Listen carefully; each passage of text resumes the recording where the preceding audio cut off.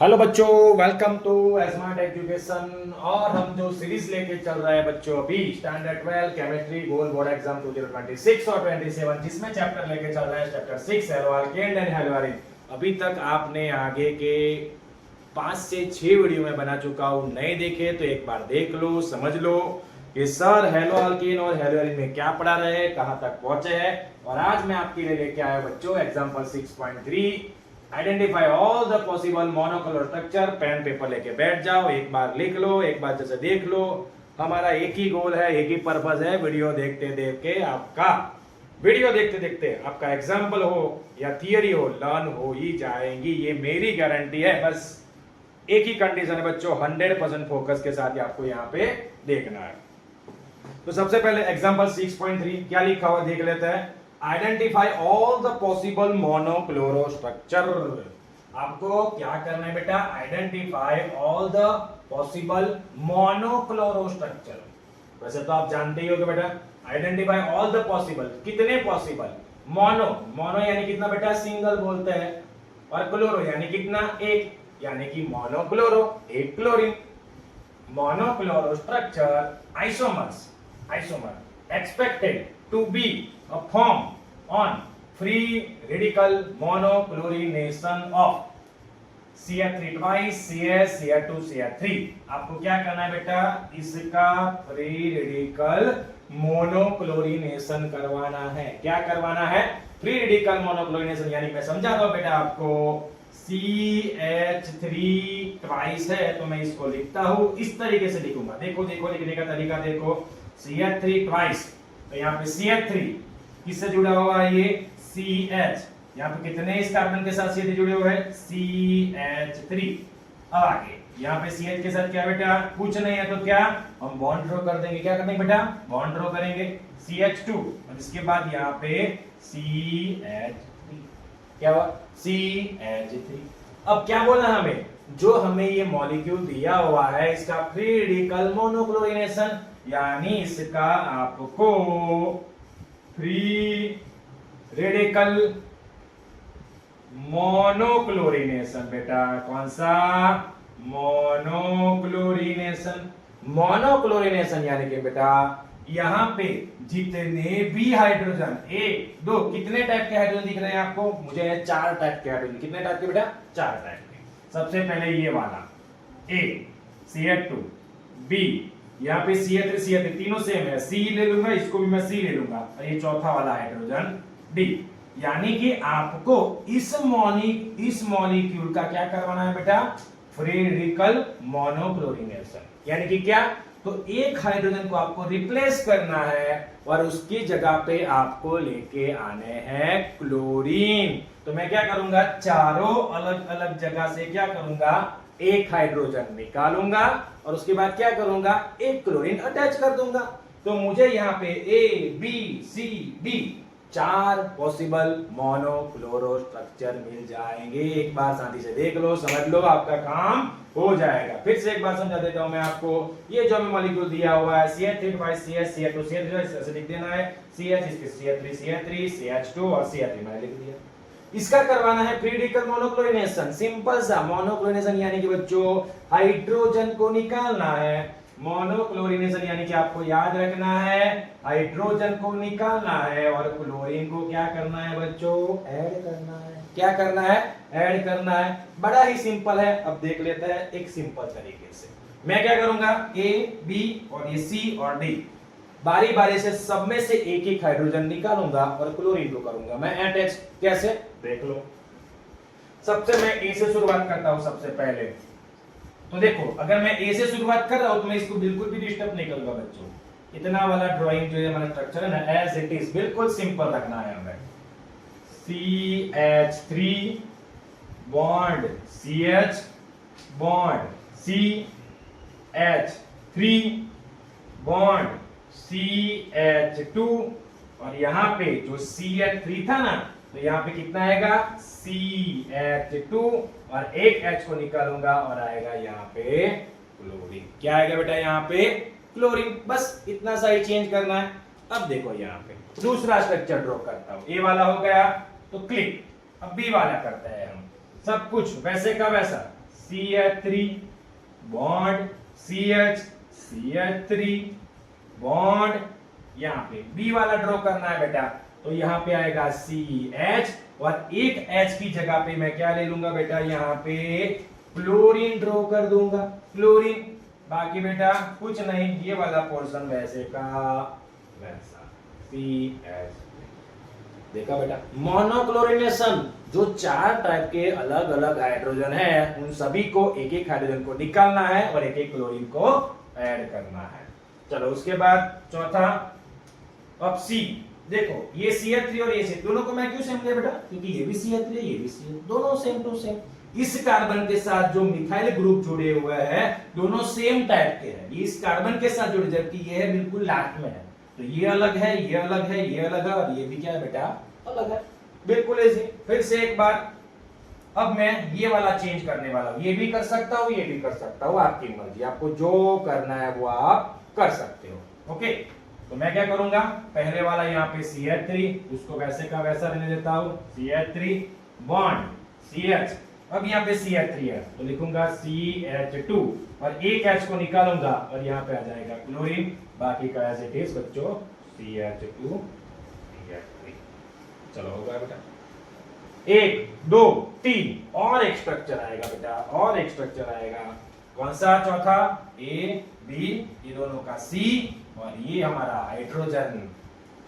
देख लेते हैं चौथा हमारा स्ट्रक्चर, बिल्कुल कुछ भी दिमाग नहीं लगाना है, देख देख के ही सब कुछ लिखना है, CH3 CH CH3 CH आएगा नहीं आएगा, इसको निकाल देंगे बेटा।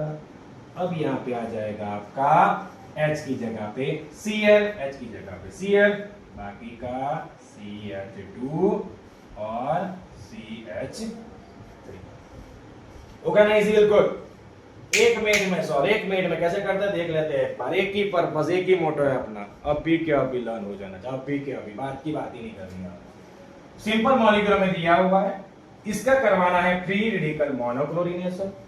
फ्री रेडिकल मोनोक्लोरिनेशन यानी कि एक हाइड्रोजन को निकालना पड़ेगा और एक क्लोरीन, मोनोक्लोरो, एक ही क्लोरीन अटैच करवाना है। अब कहां पे करवाना है, तो जितने पॉसिबल स्ट्रक्चर हो सभी जगह पे आपको मोनोक्लोरिनेशन करना है, सभी जगह पे मोनोक्लोरिनेशन। तो सबसे पहले मैं कितने टाइप के हाइड्रोजन है वो काउंट कर लूंगा, देख लूंगा, A B CH3 CH2 दोनों CH3 C और एक सिंगल H यहाँ पे हमारा है D। आई बात समझ में? कुछ नहीं किया, सिर्फ इस स्ट्रक्चर को वैसे का वैसा रहने दिया। अब पहले A पे सब कुछ वैसे का वैसा ड्रॉ किया, CH3 की जगह पे CH2 क्योंकि एक H को रिप्लेस किया है Cl ने, तो CH2 और Cl। फिर B वाले फॉर्म में CH2 की जगह पे यहाँ पे CH और एक H को रिप्लेस किया है Cl ने। तीसरे में ये भी कर सकता हूँ ये भी कर सकता हूँ, आपकी मर्जी, आपको जो भी करना है। ओके, तो एक H को यहाँ पे CH3 वैसे का वैसा CH, ये सब कुछ वैसे का वैसा, ये वाला पोर्शन सिर्फ ये चेक कर लो बेटा, कहा सर ने कहां पे चेंज किया है, CH2 और C।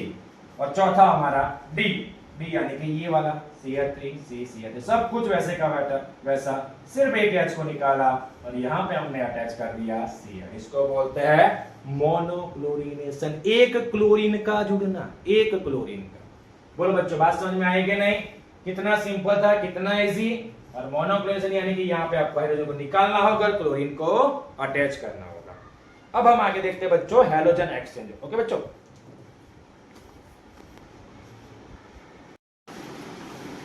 हेलो बच्चों, तो आगे अब हम देखने वाले हैं, क्या देखने वाले बच्चों, हैलोजन एक्सचेंज। अभी हमने एग्जांपल 6.3 किया, अब देखने वाले हैं हैलोजन एक्सचेंज, जो मार्च 18 के अंदर 50 बार हैलोजन एक्सचेंज की दो मोस्ट इंपॉर्टेंट मेथड या रिएक्शन, जो भी आप बोलते हो। नंबर 1 फिंकलस्टेन रिएक्शन और नंबर 2 स्वार्ट्ज रिएक्शन। नंबर 1 बेटा क्या, फिंकलस्टेन, और नंबर 2 स्वार्ट्ज। 50 बार, कितनी बार, minimum 25 to 50 times.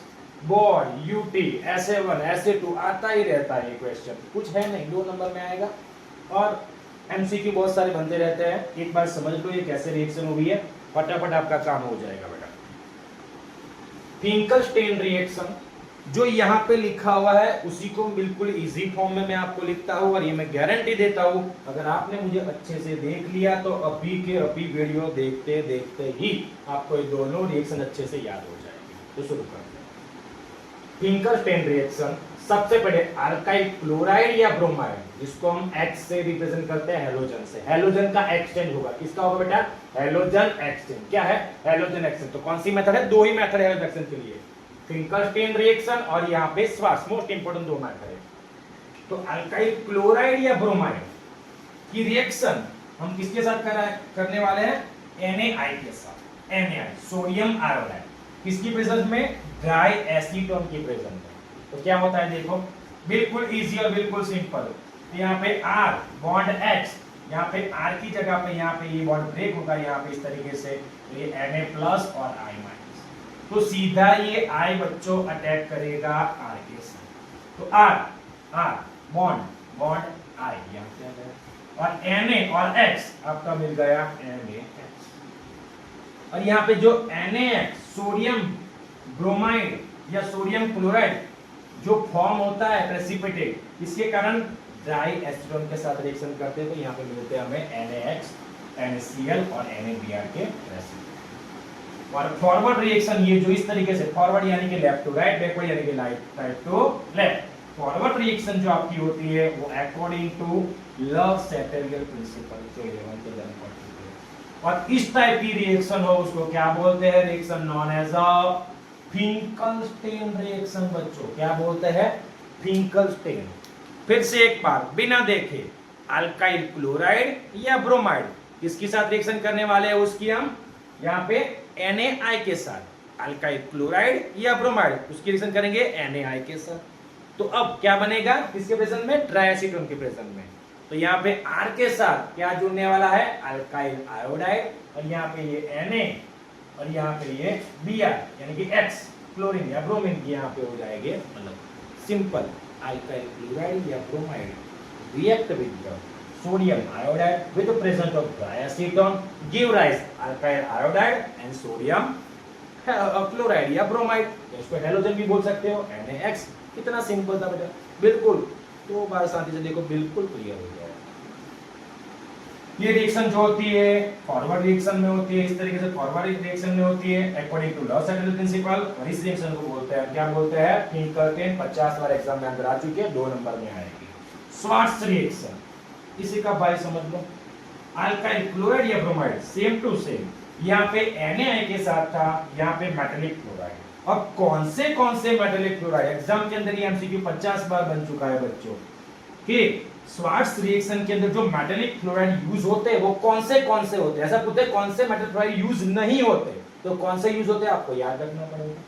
AgF silver fluoride, mercury fluoride, cobalt fluoride, silver fluoride, mercury difluoride, cobalt difluoride, और यहाँ पे SbF3 यानी कि स्टेनस ट्राइफ्लोराइड। क्या बेटा? Stannous trifluoride,